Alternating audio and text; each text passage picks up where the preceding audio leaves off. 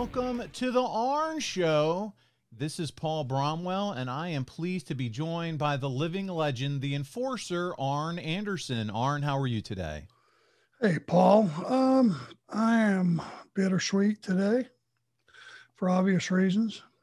Understandably so, ARN. I thank you very much again for joining. I'm filling in this week for Conrad, and this is going to be a very unique, very special show. As we know, over this past week, the wrestling industry and specifically all of us lost someone very special in Bobby Eaton, a tremendous performer, but more so than that, everything that I've heard and you know personally, a tremendous human being. Well, Paul, not to put any pressure on you, but, you know, I've took on this podcast not having a clue what I was doing a while back, and kind of been learning as I go, made some mistakes, made a lot of mistakes. But I took it with the idea that we could have some fun with it and we could accomplish some things with it and maybe take some folks' mind off their troubles, if nothing else, on, you know, at least a semi-regular basis. You and I today, not to put any pressure on you, but very seriously, are taxed and have the responsibility to explain to the world just what a wonderful, wonderful man Bobby Eaton was and will always be in my mind. So that means is one of a kind, one of the best human beings that ever lived, if not the best, aside from the performer that he is. So if we can get that across today, mission accomplished.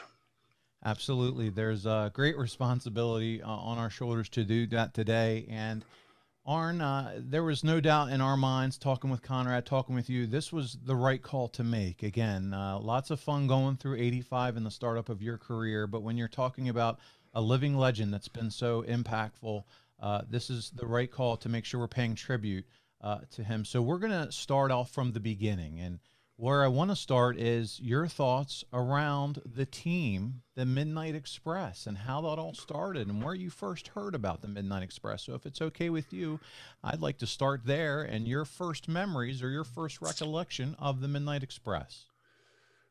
That'll be fun, but I think we better hit something before it gets lost in the shuffle, which is ironic. And when this airs, it's Bobby Eaton's 63rd birthday. That's correct. And I think there's some irony in that. But in the old days, Paul, and I know you were a baby, if not even born back in the, 85 and starting there. The only way you got information about other territories was wrestling magazines, because each individual territory had a television that only aired in a couple, 3 states.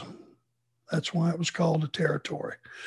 And any information that you got had to be in that viewing area. So I never saw the Midnight Express until I saw them for the first time, other than wrestling magazines and reading what propaganda was put in there back in those days when they came to Jim Crockett Promotions. There's David. Ask him go to the ring. Nobody in professional wrestling but myself has the quality, the capacity to introduce my men. Ladies and gentlemen, I present to you now something the likes of which you've never seen before. The most dangerous combination of professional sports. The skill, the strength, the stamina, and the ability of 2 men blended together as one. The most exciting combination in the history of professional wrestling. Twin sons of different mothers, Loverboy Dennis and beautiful Bobby, the Midnight Express. Now.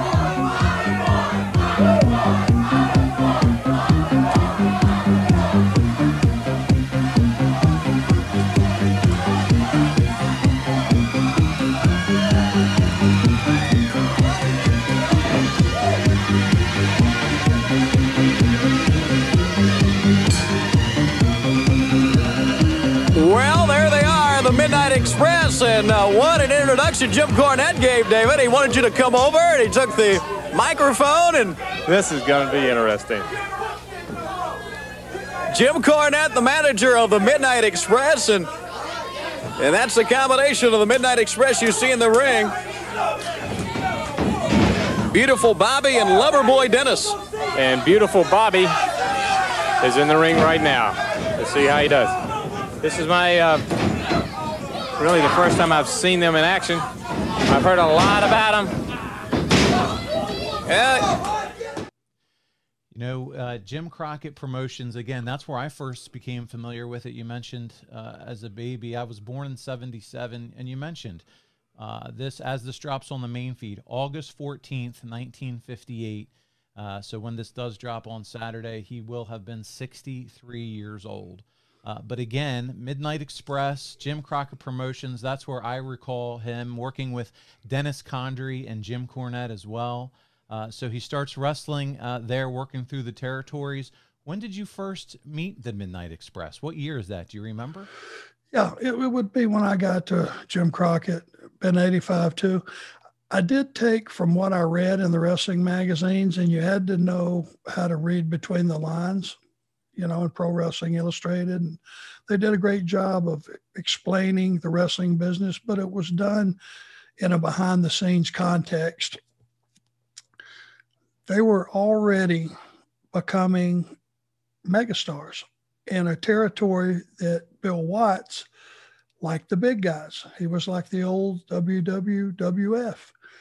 You had to be a monster to work there. You know, that was who Bill Watts liked. But here comes these two average sized guys and Jim Cornette with a tennis racket. And I'm sure Bill Watts, before he had ever seen them perform, thought, I'm going to use those guys. Then apparently he saw them live or sent a spy in to see them live.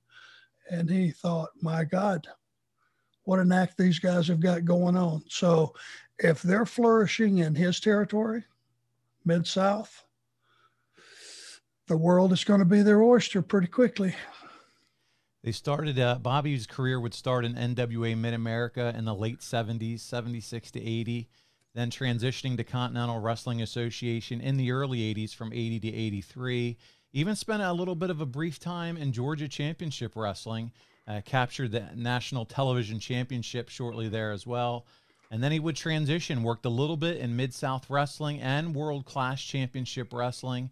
Mid-South, again, working under Bill Watts before making that transition, as you said, over to Jim Crockett Promotions in 1985. And again, that's where I'm most familiar with him as a fan of Jim Crockett Promotions. But again, working there as a tag team, would work with Dennis Condrey before then, partnering with Sweet Stan Lane. You have to remember and think back to some of the trips and travels up and down the roads with the Midnight Express, some of the battles, if you will, with them as well, and their unbelievable matches with the Rock and Roll Express. What do you remember from some of those days in the mid 80s there? Every time you refer to your sources and toss out more information, I have to double back. 1976 is when Bobby started? Yes, yes, sir. For Christ's sakes. I was graduating high school in 1976. So Bobby Eaton, I started in 82. Bobby Eaton, now I'm a dinosaur. I'm a relic. I'm one of the oldest guys still active in the business. Bobby Eaton, that would have put him being in the business 6 years before me. He started at age 17, Arn, and for NWA Mid-America, and he entered his first match, and he lost to Bearcat Wright for the NWA Mid-America. As well he should. Yeah, he should have been out back at his mom's house cutting the grass, or running to the grocery store, or doing something that 17-year-olds in Huntsville do. It shouldn't have been throwing hands with Bearcat Wright, for God's sakes. There you go. So there's one thing, you know, I didn't even know that. I knew he started young, but no wonder he was so good. Yeah. My God, he wrestled for 100 years. He worked with guys like Leaping Lanny Poffo in 1978. He tagged with him in NWA Mid-America as well. So there's a lot that that you don't know unless you look it up and do your homework about Bobby in terms of background and who he worked with. And that's just experience. Yes. That you can't pay for. And you get, you know, you hear about guys like him and Terry Gordy and all these different guys that started. Fit Finley, it's such a ridiculous age. Bobby Eaton starting at 17, I bet you by the time he turned 18 and was legal to do anything, I don't know, back in those days, I think you could buy a beer at 18 years old. You know, by the time he got to 18, he was probably already polished because, my God, did he progress from that point forward. That's for sure. Yeah. I think it was, you know, and he was also partners with Nick Goulas. He was. Son, George Goulas, correct? Yes, that's exactly right. He spent some time with him together working as a tag team as well.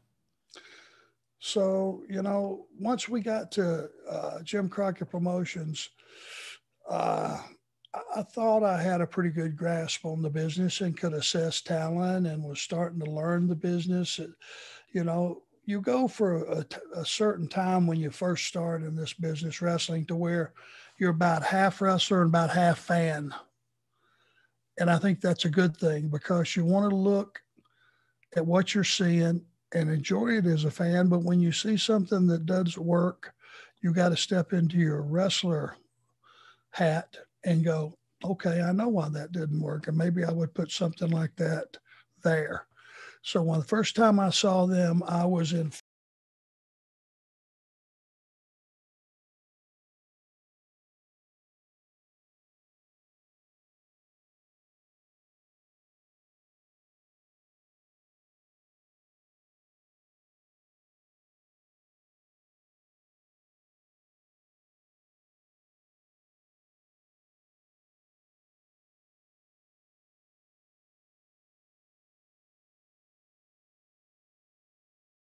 full wrestler mode.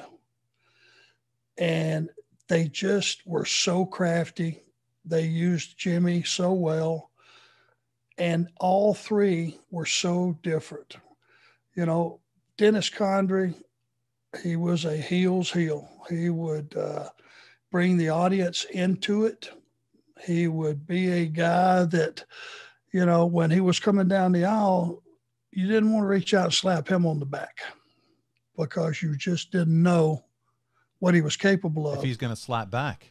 And I can assure you he would have. Yeah. Jimmy enticed everybody in the world to try to slap all three of them. That's right.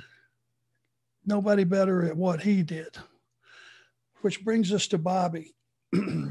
What I noticed about him is every time he took a tag and stepped through those ropes, something magical happened. No wasted motion, nothing minimal, nothing that was out of place. It simply followed what was going on in the ring story-wise, and he just enhanced it. And every time he shot up, now this was pre-luchas or pre-anybody that was coming off the top like this.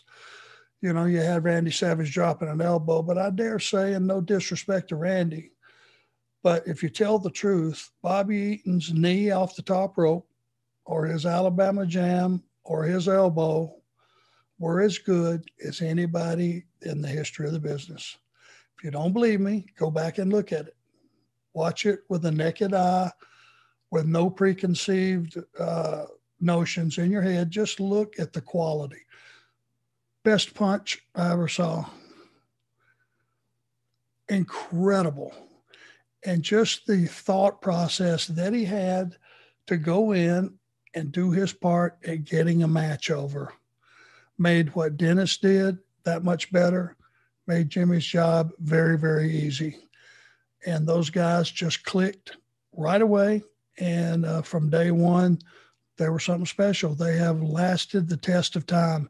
When people are still, that are in the know, Paul, and I consider myself in the know when I say they're the best tag team I ever saw, they probably were. You think about Bobby Eaton, and obviously he was not a mouthpiece. He's not going to get on the microphone and set the world on fire with promos. But to your point, Arn, he was the guy that got in the ring and was the high flyer, the impact moves. You always think about tag teams, at least I do, and you think about the one guy, maybe it was the Rockers, and you had the Shawn Michaels who would come in and fly around the ring a little bit, do those impact moves. Bobby Eaton was kind of that guy, but he also had another dimension to his game, like you mentioned, with the punches and the technical ability. He had it all. He was well-rounded when it came into the ring. Also, think about him as part of the Midnight Express, involved in some of those scaffold matches with the Road Warriors, him dangling from the top of a scaffold match. He was a part of so many rivalries, good matches with Jim Crockett Promotions, and he didn't need to be great on the mic to be just an impact performer back then. What would Jimmy have done if Bobby would have been a silver-tongued devil? Yeah. They probably would not have got together. Bobby did not need to say a word. Ask me how many scaffold matches I've been in. How many? You know how many. 0. 0. Yes, sir. And for a good reason. You saw what happened to Jimmy. I don't think anybody that ever went into a scaffold match that everyone came back intact through the curtain. So they took them on. If there was a question as to any kind of match that you wanted to put the Midnight Express in, they were probably the best choice because they were veterans. They were safe. They knew what to do to tell the story of what a scaffold match is and the dangers, you know, and they were so flawless in everything they did physically. And to have Jimmy paint the picture verbally as to what you just saw and put his slant on it, it was just a match made in heaven. Look, quit whining, okay? Just quit whining, because Mama paid for this scaffold. She paid for this film crew, all these people to be here. Don't make me look like an idiot in front of all these people. And that's the biggest match of all time. We got to be ready. Now, you're going to get up there. Just quit whining, okay?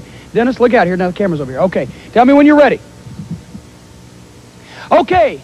How do you train for a scaffold match? The night of the Skywalker Starcade 86, well, if you're a cornet, you have your mother buy a scaffold, and then you have them set it up, and you have a film crew come down, because I did what every red-blooded American boy would do in faced with tragedy. I called my mother, and she answered the problem right here. And right now, you people are going to see it. Starcade 86, sure, it looks high, because it is high. It's 25 feet in the air, but that makes no difference, because these men are fearless.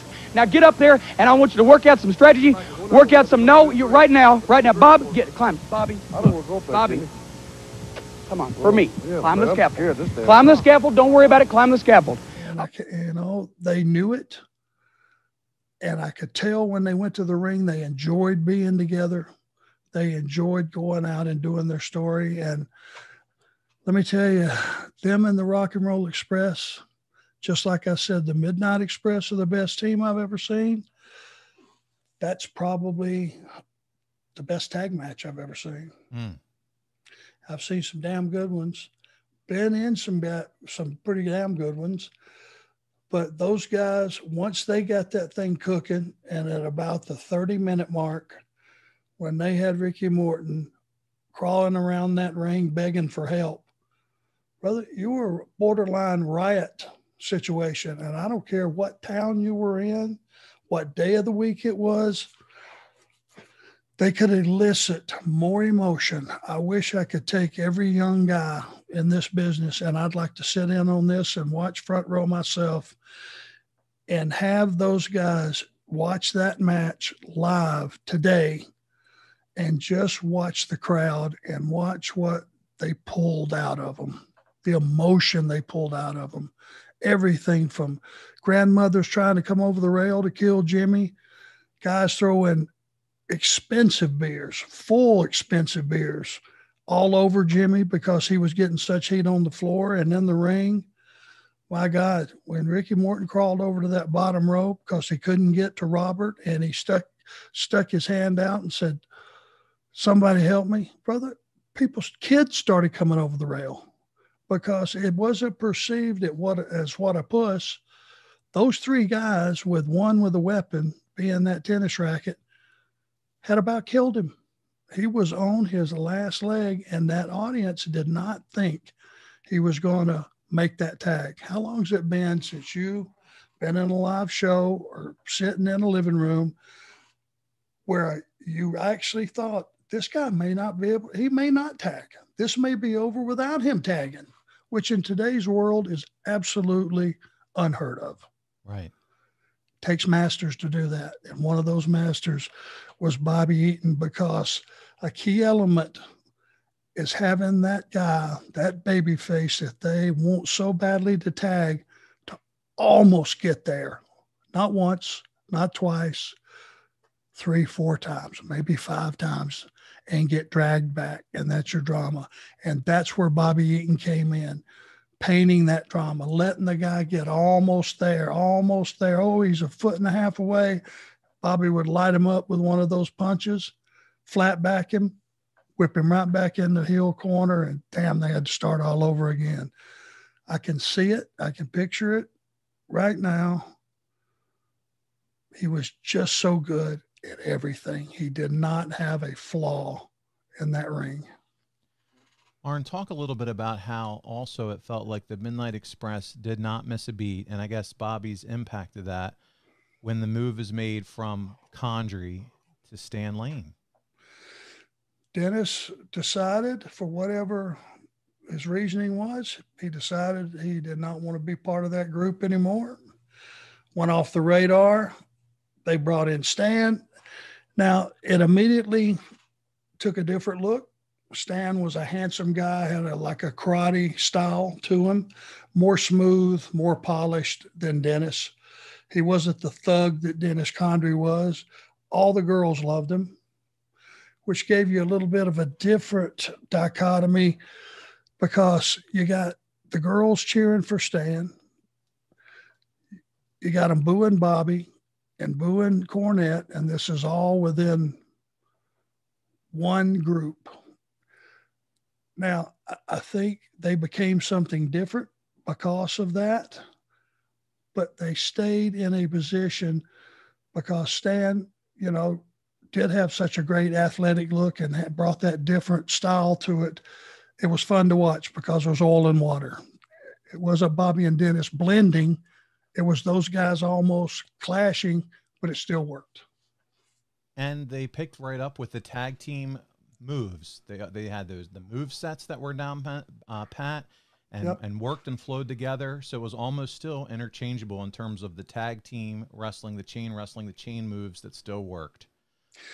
Now, by the time this had occurred, just so you know about the personal life, Bobby and myself had purchased homes 1 street apart, and we were starting to raise families. We lived actually 1 street apart for 12 years. And I watched his kids grow up from just tiny. Our firstborn, Barrett, was born right after we got our home in Charlotte. We actually were still in an apartment when he was born. But we brought him there, and we started a Bobby Eaton community center in his garage, which meant if you got a day off, go to Bobby's, garage door up, refrigerator door open, cold beers for everybody. And he had, you know, I couldn't figure out how he would always get drunker than me, and I figured it out.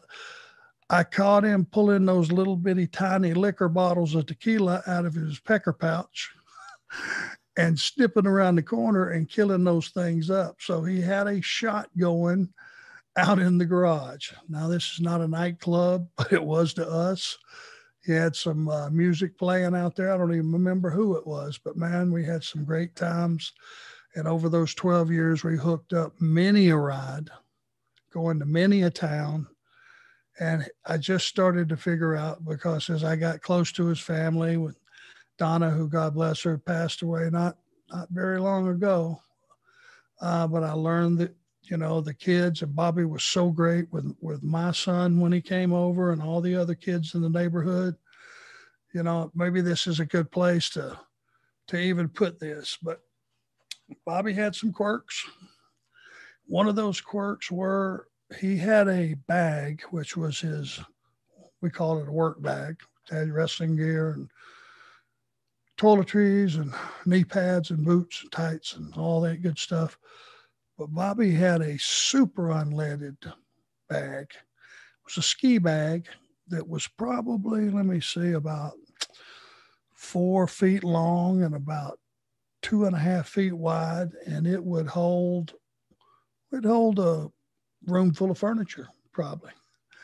So Bobby put in that particular bag, which he took to each and every town, and it weighed, I would say, 60 pounds, 12 pair of socks, 5 pair of tights, 3 pair of boots, at least 3 towels, had one section that he had nothing but penny candy, which cost 2 cents, by the way, back in those days. No such thing as penny candy. He had to have a sorted mix of, probably had to be 15 pounds of penny candy. Now, this bag was loaded down. It was a hardware store. So the kids in the neighborhood, when they wanted candy, they didn't go to the store. Where did they go? Bobby's garage. And go. Buddy, he would hook them up. Love it. Unzip the section that had the candies in and let them have at it. And as soon as they were done, back out of there, we would curtail some of the drinking while the kids were in the garage, and then we'd have back at it. The next day, he was right back down to the store to replenish his candy supply. So I just throw that in. And over the years, us grown-up kids, when we got to a town and we forgot that we didn't pack socks, or we didn't pack a towel, or even sometimes we just go get a hit off of the penny candy. But Bobby had some of everything. He had 3 pair of tennis shoes in that bag, and he's just going to a town, drive up, wrestle, and drive back. I begged him. I said, Bobby, please just get one little work bag that'll just get you up there and back. You're not even staying over. We'll get. He was ready, man. If you didn't know what I just said, neither did anyone else. No. But I knew. You spoke Bobby. Bobby said, that's it. I spoke Bobby. After a couple of years, I figured out how to translate. And what he just said is, I like it like it is. Fuck it. Now, listen, you talk about how you moved down the street from him. Now, were you close friends already when that all occurred, or it just so happened to work out that way? No, it just was one of those deals. We both were staying in an apartment called the Berkshire Apartments in Charlotte, which was nice. And it was kind of like the wives in those days, 335 days a year were wrestling. We didn't have time to do nothing. So when we took off every afternoon at 2, 3, 4 o'clock, whatever time it was to go to work every single day, they were apartment hunting the wives. And if one got a tip on a good deal, because none of us had lived in Charlotte, word spread. You know what I'm saying? Yes. Okay. So then, it's like Jimmy lived close to us. Bobby lived in that first apartment, the Berkshire. We were all right there close. Dennis was close. Then we found a neighborhood close to that, which was out on the edge of town. And we found a neighborhood that was not old at all. The house that I bought, it was very modest, 3-bedroom, 2 baths, had never had the fireplace even used. It was just a small house on a cul-de-sac and out on kind of on the edge of town, very modest. And I lived there 12 years, lived one street over from Bobby. And once Donna found out that we had found that, she went through the neighborhood and found another one that close. It was just a circumstance. It was just luck, I guess, meant to be.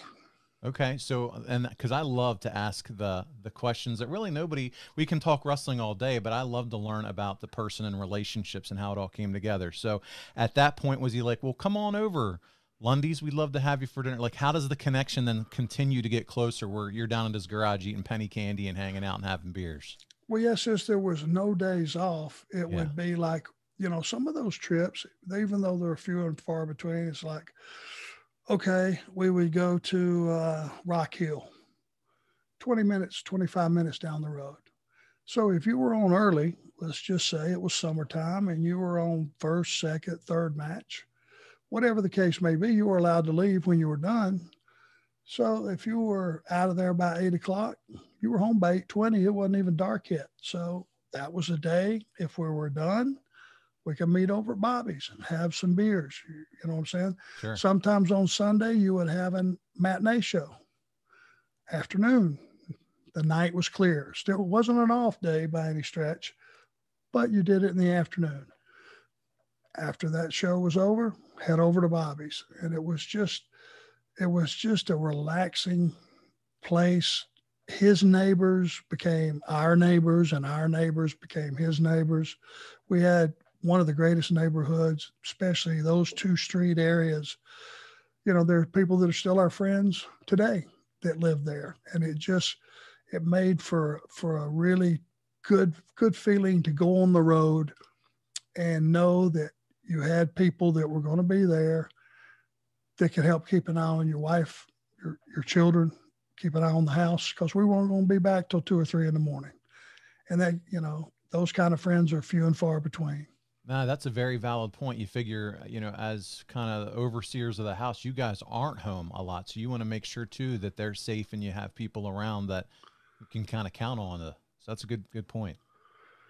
And nobody was a better neighbor than Bobby Eaton. I mean, anything that you needed done, if you needed something moved, and people do not realize, just by looking at him, no one will ever realize unless he grabbed you. Bobby Eaton was cock strong. Yeah. And any man of my era can tell you exactly what that is. And I'll give you a couple of examples. I mean, he just, for a guy that looked absolutely normal, was not a body guy, was not big in stature, was probably 6 foot, maybe 225 pounds. But buddy, if you looked at go back and look at maybe some stills or something, look at the size of his hands. It looked like it belonged on a damn Cro-Magnon man or something. But Bobby was claustrophobic, and some people knew that and some didn't. And the ones that did the ones that didn't know liked to mess with him a little bit. So if you came up behind Bobby, as an example, and reached around and put your hand over his mouth, you better let go and be around the corner in about 2 seconds, because you were fixing to get blown completely up. Example, Rick Steiner and Sting at center stage, and everybody loved Bobby. Now, this is skipping ahead, but with the Crockett years and this was the WCW years, and everybody loved Bobby that knew him. He was he's the best human being I think God has ever put on this earth, in a number of reasons. But they tried to jam him back up in a corner. Now, this is Rick Steiner, Sting. They got him in that corner, and he was kind of going along with it. And Sting said, "I'm going to kiss you," and leaned in, and man, they were trying to muscle their way in there. He was going to kiss him on the cheek. Okay. Bobby Eaton sent those 2 grown-ass men tumbling like you have never seen. No way in hell were they holding him. And it was the claustrophobia that was flipping him out. So that was like a standing rib. We'd be going down the road. I'd be driving or something. I'd just reach over, put my hand over his mouth, and he just about knocked the roof off the car. Thank God he never hit me. So, Arn, listen, we can talk about Bobby Eaton wrestling matches all day long, but I think what most of the listeners want to hear is more stories that you have like that, of getting to know him in a deeper level and hear more of these stories.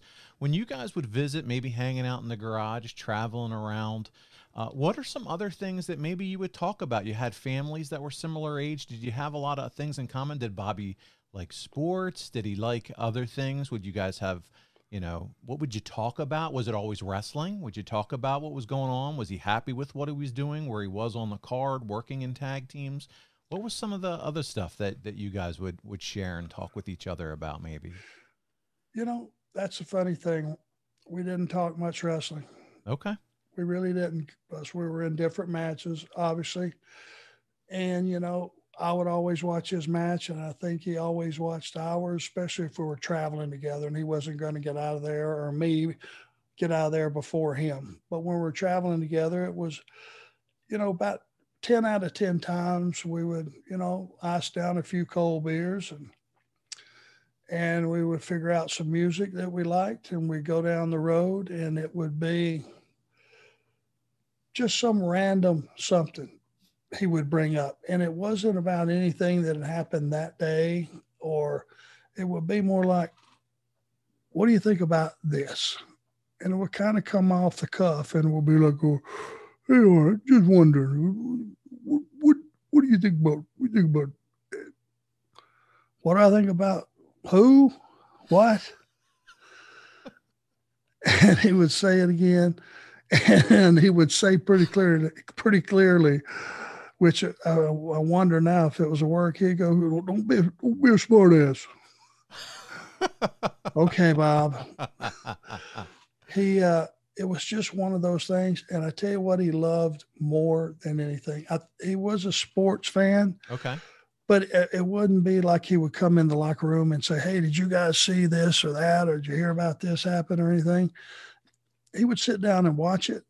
And I think he would enjoy it. But the one thing he enjoyed more than anything on this earth, go figure, is tennis shoes. Really? The man had a tennis shoe collection that you would not believe. And now he was a blue jean guy. Or in the day, back then, you remember Zubaz? Yes. They were acceptable in any establishment on earth. And man, the wrestlers wore them. It was I remember the Road Warriors always wearing them. Yeah, we all did. Man, It was like traveling in your pajamas. You could go through the airport, go in the arenas, literally in your pajamas. And Bobby had a hell of an assortment. But the tennis shoes back in those days, I'll never forget it, like the Jordans. Yes. And the top shelf stuff that came out. I mean, high tops, $125. Oh, now, easily. This is in the 80s, 85, 86, $135. And the first time he showed up in a pair of those, I said, damn, Bobby, those are nice. I'm a little tight where the tennis shoe thing goes. You know what I mean? I'm a rack room $39.95 guy. Give me the Etonics. I'm good to go. Those are my granddad's shoes. Attaboy. I'm sure me and your granddad have similar tastes. Bobby showed up in a pair of those. I went, damn, those are nice. What those cost? And he went, whoa, $135. Man, I almost wrecked. Yeah. How much? $135. And he looked at me and he go, problem? Is there a problem? I said, yeah, you're the mark. No problem with me. And man, he must have had, over that time that I knew him, especially during those years where we're really doing good, the Crockett years and probably his first contract with Turner, I bet he had 25 pair of tennis shoes and high dollars. Yeah. In today's world, man, he could wear those things a couple times on TV, turn around and make a mint, couldn't he? Absolutely. The way things go. But that was like that was his thing. That was his thing more than anything. Was he loved his tennis shoes, man. And how many children did he have? He has 2 boys and a girl, Dustin, Dylan, and Taryn. Okay. Taryn is in the middle. Saw them growing up. Matter of fact, when we first moved into the Berkshire apartments, doorbell rang. Went, looked out the peephole, didn't see anybody. Didn't hear anybody. Started to walk away, ding, ding. Looked back through the peephole, still didn't see anybody. Okay, because you never knew in those days. You're living in an apartment close to 3 or 4 different families that you didn't know, but they knew you, and you were a heel back in those days. Does that make any sense? You never knew what to expect. That's right. No, so it makes I total sense. opened the door, and there's Dustin, the oldest. He's in a diaper. Now, Bobby lived right around the corner. So he has left the apartment, came around the corner, went up one set of stairs, and rung our doorbell. because he knew where we lived. Little bit shocking. I grabbed Dustin by the hand, took him back down to his place. I think he got his butt popped a little bit. That diaper got spunk a little bit. Yikes. Yeah. And I'm not even sure it was a diaper, but I think he would have been maybe like 3 years old or something. But that was one of those deals. I looked at Aaron then, I went, this was going to be a wild one. So we grew up, and I got a chance to, we got so many pictures laying over there on the table of growing up with his kids and the evolution of the growth of his kids. 12 years is a long time. Absolutely. So, yeah, we got very, very close, and Donna and all the wives back then would go out and eat lunch or whatever the deal was, because we were gone all the time. And if they were going to have any life, they had to have a babysitter and go eat some lunch or do something or go visit or go have dinner or whatever it is they did, because if they didn't, not much of a life in those days, because we certainly were on the road and we weren't much help. Well, Arn, getting back to the wrestling a little bit, before you made your jettison to the WWF, you and Arn would lose your titles to the Midnight Express. I'm sorry, yes, you and Tully, apologize. You and Tully would drop your titles to the Midnight Express. Isn't that right? Yep. And you know what? That was a angle that was so well done by the company, because they let Bobby and I do our thing, and we were best friends. And it became about my best friend wanting to take my money source. Jim, it had to happen. Natural progression. Yeah. The two best teams in the world going at each other for the championship. Number one and number two, we're just going to find out which is which. It's going to happen. The contract's been signed. Oh, JJ, come on. Did you happen to get that package of contracts I sent you? I know it's already been signed, and I just want to say I'm really looking forward to this, James. Jimmy. Don't you think this has gone just a little bit too far? No, I think it could go maybe just one step further, just as soon as those belts are around the waist of the Midnight Express instead of Tully and Arn. Not that we want to break up any friendships, because once we beat you for the belts, we're such sportsmen, we'll still be friends with you, I promise. JJ, let me cut you off here for a minute. Bobby, Stan, we've traveled together, we've partied together, we've shared everything, and I mean everything together. Listen, be satisfied with what you got. Don't cut off your nose to spite your face. You don't need the World Tag Team titles. Hey, what do you mean we don't need them? Let me tell you something. It's about time we got some big paydays too around here. I think we want a title shot. What about that? That's right, you don't need them. One thing being a world champion takes intelligence. It takes good looks. You have to be articulate because of the media coverage that you get. And you take about, you can't even talk. Look at this guy right here. You can't even have a working function of the United States. Let me tell you something, Tully Blanchard. You put your finger back in my face or on me, I'm going to make you eat it, you punk. You piece of garbage, you piece of trash. That's all you are. You piece of trash. You piece of junk.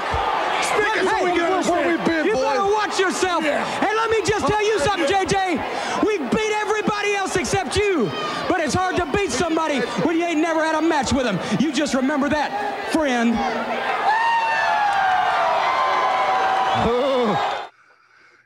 And that is such an easy story to tell, and such an easy story for the audience to grasp, especially because they knew we were very good friends.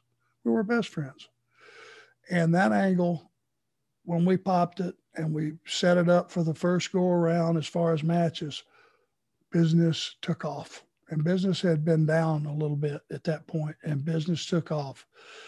And some things happened behind the scenes with the office, and that Tully and I, even though we're in the middle of this incredible angle and making the most money we had made since we'd been there, still, there's a time in this business you have to go, nope, not doing it. Yeah. And this was one of those times, and for a number of reasons that had nothing to do with wrestling the Midnight Express, because that would have went on for probably 3-4 months and drawn a ton of money. but we decided that we needed to make a change. And I decided that I was going to have Bobby Eaton drop that leg on me from the top rope. And that was the way we're going to go out. And everyone agreed, and that's what we did. And we left a lot of money on the table and a lot of questions out of a lot of people that if you would have stayed, what if? Well, I've had that thought a time or two, but you do what you have to do at the time. And I left some good people behind, some good friends behind, and a good company behind. I did not want to leave, but we left. And one of the reasons I didn't want to leave is I didn't want to leave my friend. Sure. And that's Bobby Eaton. And I knew in those days, because WWF at that time was running so hard and we were still running so hard, that our paths were not going to cross. And even though we still lived one street apart, that slowly went away, because they're just, you come home, you got 3 days off. One's a travel day. One's the day to have with your family. The next day is to repack, head out on the road again. It's not much of a life. Hard to justify going to the garage in those situations. No, absolutely. You got to think 2 different companies, 2 different schedules, lots of life change that would bring on. Eventually, though, you would come back to WCW. Bobby's still here. And in 1990, I believe, there is no more Midnight Express. He's decided to stay with WCW, but go for a singles run. Is it almost an immediate reconnection for you and Bobby at this point once you make your way back into WCW? You bet. Stronger than ever. Good. You know, our paths as far as business, we wrestled some matches for the TV title against each other. We became part of a group called the Dangerous Alliance. That's right. Which you remember. Yes, sir. Which you go back and look at the players in that. It's amazing that it doesn't get more airtime and conversations about that group of guys. Good Lord. Like an all-star team. It really is. When you go back and look at that group, and Hal Haney, by the way, this past week has done a tremendous job with some artwork that he's put out there to try to collect money for the Eaton family. So I did want to give him a shout out, by the way. And it's a picture of the Dangerous Alliance that he hand drew. And so I just want to put him over real quick. But touching on Super Brawl, the very first Super Brawl there, Arn, you would wrestle Bobby Eaton for the television championship, and he would win that belt from you. So what was it like going head-to-head for the TV title with Bobby? Well, hell, I knew it was going to be a great match because Bobby Eaton was in it. I could have had the flu with one broke leg and one arm in a cast, and he would have still had a great match. But as we're talking here, and I'm kind of recapping my history with him, that puts me at 0-2, don't it? I believe so. I don't have it in front of me, but I think you're right. Well, yeah. I mean, the Midnight Express, he beat me. Yeah. Then he beat me for my TV title. Damn it. I should have probably learned back then, leave him alone. Yeah. Don't mess with beautiful Bobby. He got your number, man. Yeah. He got your number. He fed you all that penny candy, and then he would put you down on the ring. That was yeah. You don't know how he's one of those guys that I put it this way, and he's in that realm with the Brad Armstrongs of the world, and the Ricky Mortons of the world, and the Shawn Michaels of the world, and Ricky Steamboats of the world. He's in that group of guys. You really don't understand how good he is until you're in the ring with him. Yeah. And he's just everywhere he needs to be at the right time. He accelerates when he needs to. He pumps the gas and the brakes when he needs to. And his instincts in that ring are and he's so smooth. But man, he was, when he hit an offensive, name it, you could feel it out in the audience that it just jarred your teeth. He just had so much impact with his offense. He was one of those rare guys that everything he did was flawless.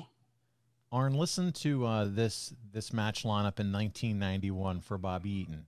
It's you and him, super brawl for the television title. He wins. Okay, no, not trying to run salt in the moon. We talked. You're about enjoying this. Come on.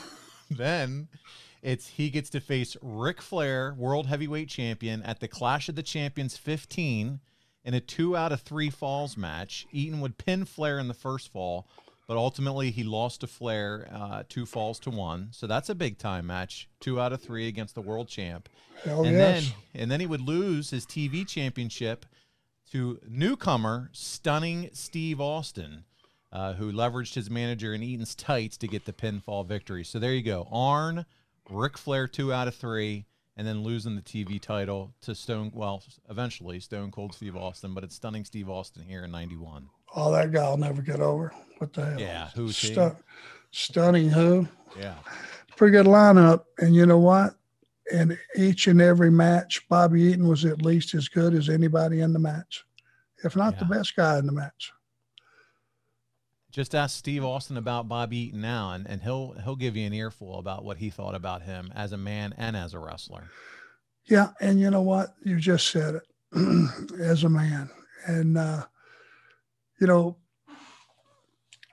the thing I wanted to get across today, and maybe it has, is just how much I love Bobby Eaton as a human being. And he was very close to being my brother, about as close as you can get, I guess, and not being blood. He just was so kind to everybody.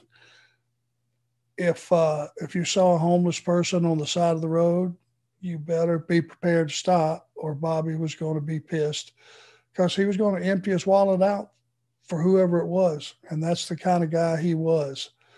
There's nothing he wouldn't do for anybody.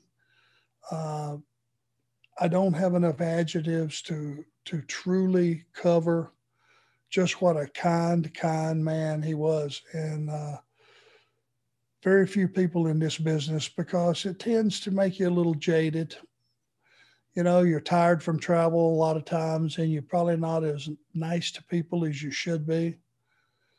There's a lot of excuses and a lot of reasons that we give for the way things end up being, when I never saw Bobby short with anybody that wanted an autograph, short with anybody that wanted to have a short conversation.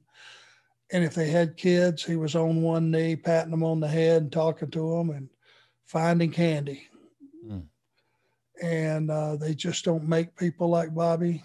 There'll never be another one. He was the purest of heart of any human being I have ever met. And I've met some pretty good people along the way too. And that's the point I wanted to get across today, more so than anything. And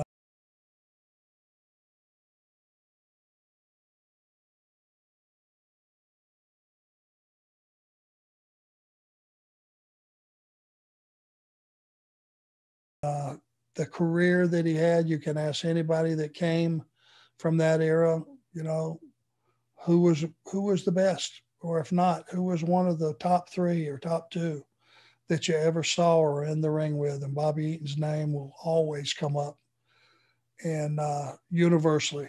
And I guess I'm just feel so fortunate to have known him at all, to have shared the time that I got to share with him. And that's it. Well, Arn, closing through as we walk through the remaining of his wrestling chapter, to your point earlier, he would be a part of the Dangerous Alliance. You were obviously part of that faction with him. As you said, one of the most, for all of us now, nostalgic wrestling fans, long live that group. Amazing talent. He would then take a tour through Smoky Mountain Wrestling, again, part of Cornette. He worked with Stan Lane and Tom Pritchard, part of the Heavenly Bodies there, and that group. That was a lot of fun. He did some New Japan work as well, came back to WCW, where he would become Earl Robert Eaton. That's a little bit of fun there if you think about that character, right? Oh, him and Regal were great. Yeah, Regal tried to teach Bobby table manners. It was worth the price of admission every day of the week. Oh. And they were a good team too, man. They really were. Did he ever make any kind of side comments about what am I doing? Or did he just have fun with it and go with it? No, you know what? He just enjoyed it. He was enjoying tagging with Regal. And if he would have said something, nobody known what he's talking about anyway. Yeah. He would end up going to train some wrestlers at the power plant for a short time too. So leaving his fingerprints, if you will, on the business in that regard too. So he did a little bit of that between 96 and 2000 before kind of wrapping up his career through the end there. But as you said, married to Bill Dundee's daughter, Donna, who unfortunately we lost earlier this year. Obviously, Arn, from what you're sharing, you guys were all close as families. There for a long time too. So definitely a difficult year for the Eaton family. Yeah, I don't know how it gets any worse. And, they say that people have been married for a long time or been together for a very long time. When one goes, the other one pretty much grieves himself to death. I believe that. They took care of each other, and they were both in less than stellar health, but man, they took care of each other and they looked after each other and till the very end of their lives. And that's just who Bobby was. And for those kids, I can't say enough about the loss that they've had. I can't do it justice. I can't shed enough light on it. My heart goes out to them, and I hope they know that they had wonderful parents and that their dad was a mega star, not only in this business, but in life. And that's a fact.